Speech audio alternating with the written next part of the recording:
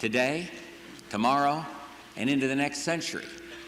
Our nation is the enduring dream of every immigrant who ever set foot on these shores and the millions still struggling to be free.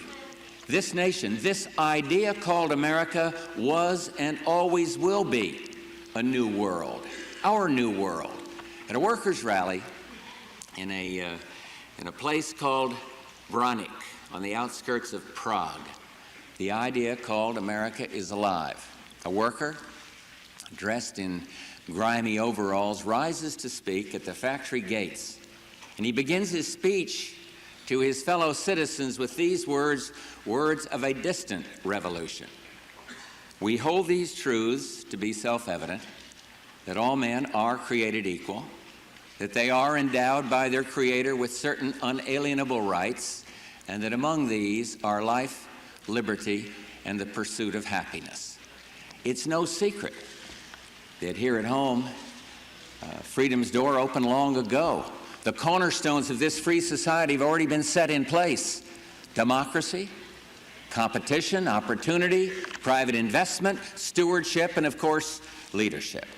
And our challenge today is to take this democratic system of ours, a system second to none, and make it better.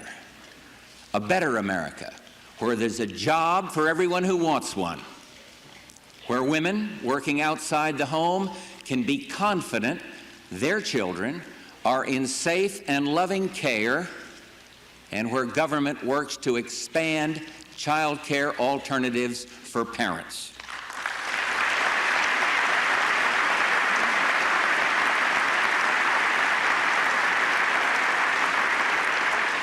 Where we reconcile the needs of a clean environment and a strong economy, where made in the USA is recognized around the world as the symbol of quality and progress, and where every one of us enjoys the same opportunities to live, to work, and to contribute to society, and where for the first time the American mainstream includes all of our disabled citizens.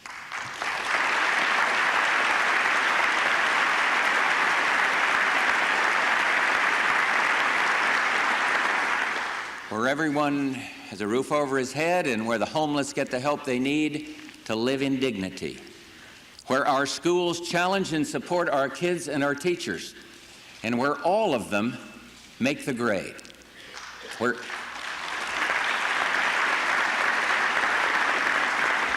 every street, every city, every school, and every child is drug-free. And finally,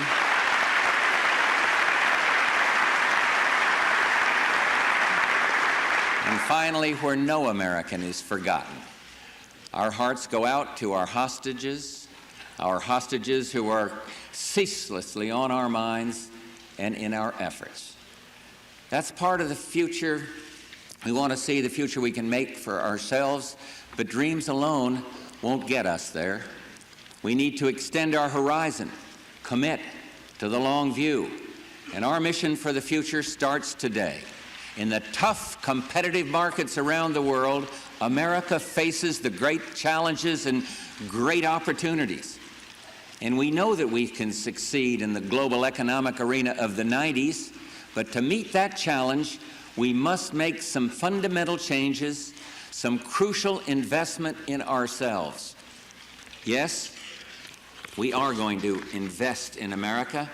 This administration is determined to encourage the creation of capital of all kinds, physical capital, everything from our farms and factories to our workshops and production lines, all that is needed to produce and deliver quality goods and quality services.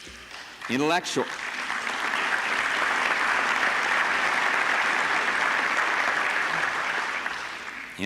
capital, the source of ideas that spark tomorrow's products. And of course, our human capital, the talented workforce that we'll need to compete in the global market.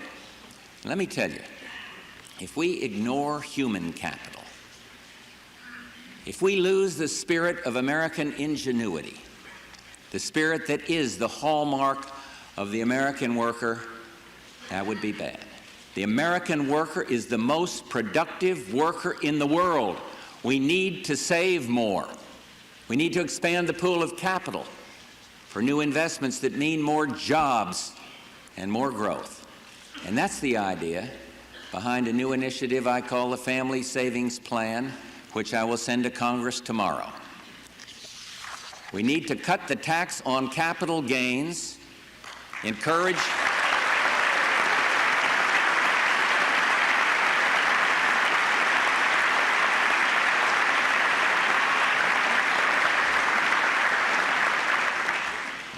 risk takers, especially those in our small businesses, to take those steps that translate into economic reward, jobs, and a better life for all of us. We'll do what it takes to invest in America's future. The budget commitment is there. The money is there. It's there for research and development, R&D, a record high.